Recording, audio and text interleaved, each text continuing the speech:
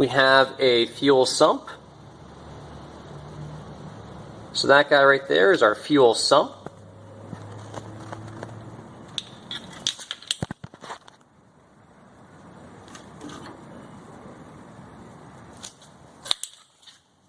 We have a fuel vent.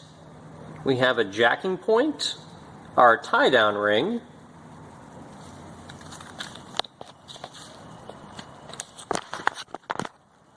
fuel cap,